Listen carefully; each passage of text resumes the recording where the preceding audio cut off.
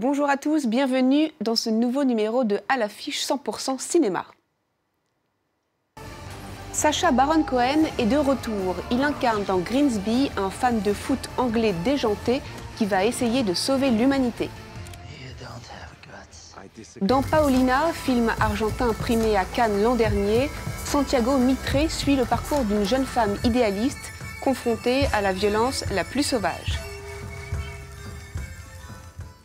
Avec Fritz Bauer, le réalisateur allemand Lars Kraume nous embarque dans la traque d'Eichmann et rend hommage à un héros méconnu de l'après-guerre.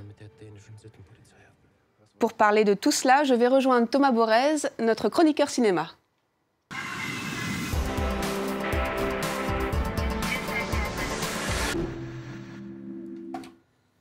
Bonjour Thomas. Salut Axel. Ravi de vous retrouver. Moi aussi. Alors, on va commencer par Grimsby, agent trop spécial, une comédie d'action complètement survoltée, portée à bout de vanne par Sacha Baron Cohen. Oui, alors d'un côté, il y a une sorte de James Bond, hein, c'est un as des services secrets britanniques, très propre sur lui, surtout très efficace en mission. De l'autre, il y a l'opposé, il est beauf, il est père de 9 enfants, chômeur décomplexé et fan de foot.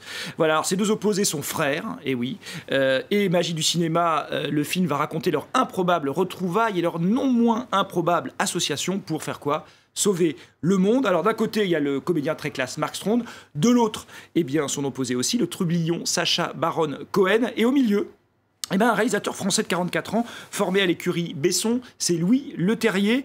On lui doit notamment le Transporteur 1 et 2, ou alors des gros machins hollywoodiens comme l'incroyable Hulk ou le choc des Titans. Voilà, c'est lui, Louis Leterrier, très souriant. Voilà, donc rien que du très musclé dans sa filmographie, et ça tombe bien puisque des muscles dans Grimsby, il y en a beaucoup. Regardez. Stand by. You're now transmitting Agent Graves.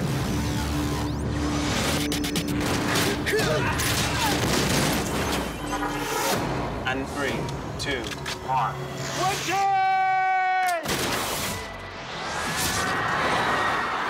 Who the hell are you? your brother! Took me 28 years, and I finally found you! Oh my God. I hope this isn't a bad time.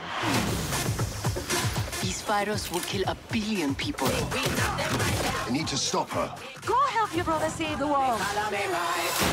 Good God. Alors, le film a l'air complètement déjanté, bien dans la veine de Sacha Baron Cohen. Est-ce que c'est le cas ? Alors oui, c'est le cas. Sacha Baron Cohen, eh ben, vous l'avez sûrement déjà croisé, hein, en rappeur flashy et pas très amoureux de la reine d'Angleterre, c'était dans Ali G. En reporter kazakh, volontiers macho et antisémite, ça c'était dans Borat. Ou encore en présentateur de mode gay, prêt à échanger un iPod contre un bébé, c'était dans Bruno. Moi personnellement, je le préférais dans Ricky Bobby, roi du circuit, où il jouait un français à l'accent à couper au couteau, Jean Girard. Voilà. Alors c'est vrai qu'avec Sacha Baron Cohen, c'est souvent sale, bête et méchant. Le comique, il est britannique, il a 44 ans. Et il manie vraiment volontiers le politiquement incorrect qu'il a vraiment érigé au rayon des beaux-arts. Alors, ce Grimsby agent trop spécial est un nouveau sommet dans le gros et dans le gras.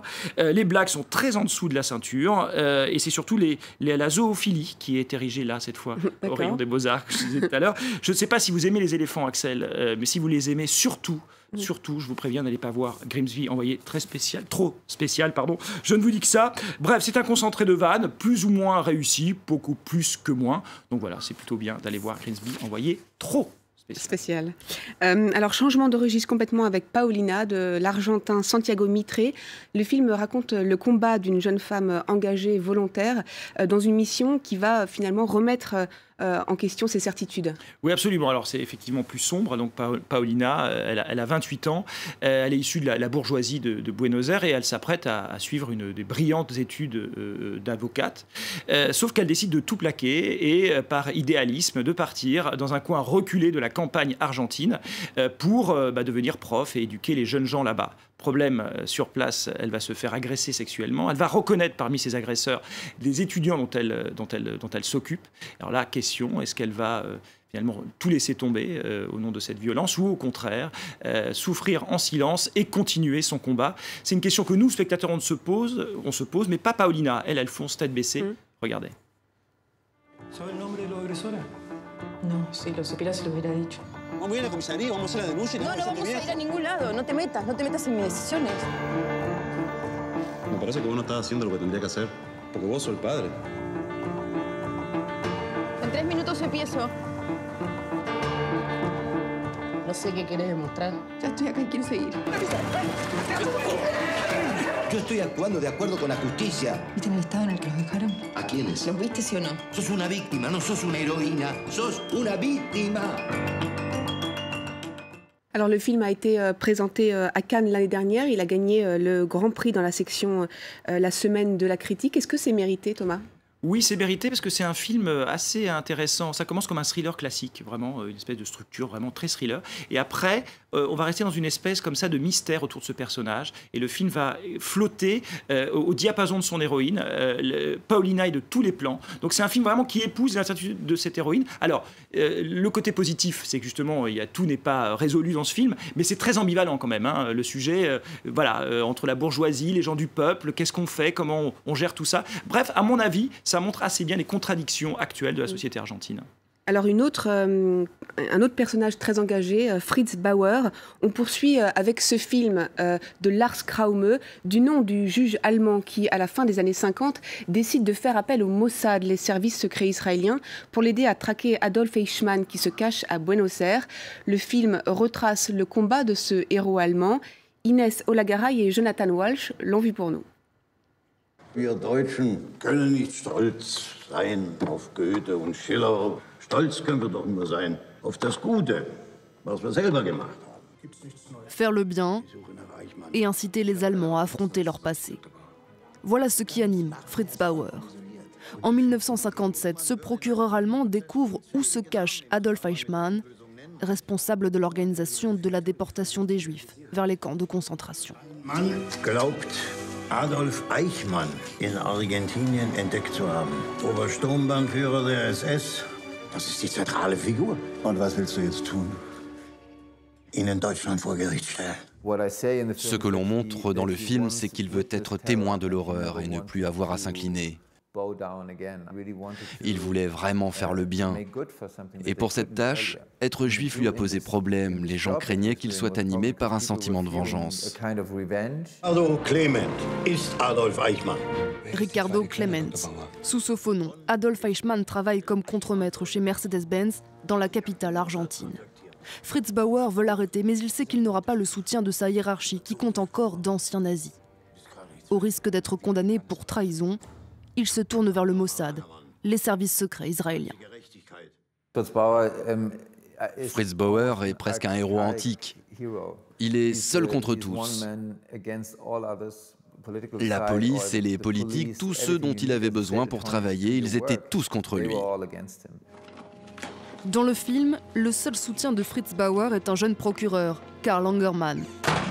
Son personnage n'a pas existé, il a été inventé pour introduire le sujet de l'homosexualité dans l'intrigue. Car Fritz Bauer était gay, et ses détracteurs comptaient sur cette information pour provoquer sa chute. Karl Langermann et Fritz Bauer parviennent à rassembler les preuves nécessaires de la présence d'Adolf Eichmann à Buenos Aires. Le Mossad le capture en 1960. Il ne sera pas exfiltré en Allemagne comme le souhaitait Fritz Bauer, mais jugé et condamné à mort en Israël. Le rôle de Fritz Bauer dans l'arrestation d'Adolf Eichmann a longtemps été tenu secret. Il ne sera révélé que bien des années après sa mort. Ja, aber nicht auf Tiere. Voilà, la sortie de ce film montre et prouve que dans la nouvelle génération de cinéastes allemands, ils fouillent un petit peu le passé et on voit de plus en plus de fiction autour du passé, de ce passé précisément de l'Allemagne.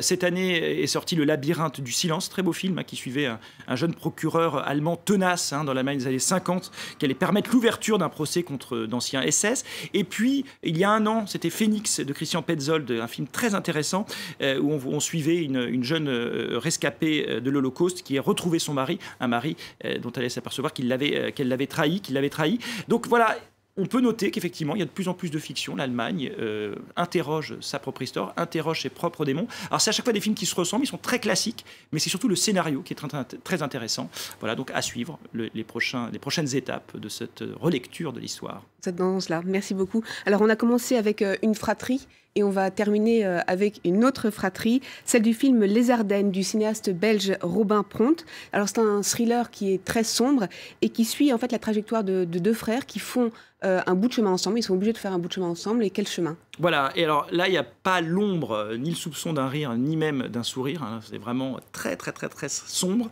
C'est tourné dans les Flandres, dans la Flandre belge, donc c'est très gris. Dans une forêt, il pleut quasiment tout le temps. Effectivement, on suit donc deux frères. Alors, il y a un ex-tolard et un homme qui essaie de rester droit, mais il ne va pas y arriver, puisqu'ils l'emprise de l'un sur l'autre va les obliger à basculer dans le côté criminel. Ce qui est intéressant dans ce film, c'est les corps, la manière dont les films. Il y a des vraies gueules à l'écran. C'est sale, c'est poisseux et ça va jusqu'au bout. Le final est absolument extrêmement violent, extrêmement ambigu. Donc c'est un film qui s'assume de bout en bout et c'est très bien, Les Ardennes. On va en pouvoir voir quelques images. Merci beaucoup, Thomas. Merci. Et merci à vous tous de nous avoir suivis. Merci aux Grimsby du service culture qui nous ont aidés à réaliser cette émission.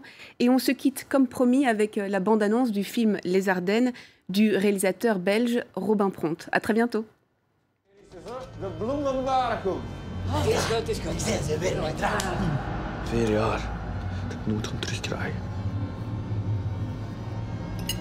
4 jaar. Dat mijn kakken de baas over als pijl. Dat je niet kunt pieten omdat er een of andere fucking spagejunk bovenaan zijn peet zit te trekken. Het enige wat ik kon denken was de ga. Doe de ga. Ik laat mij insteken.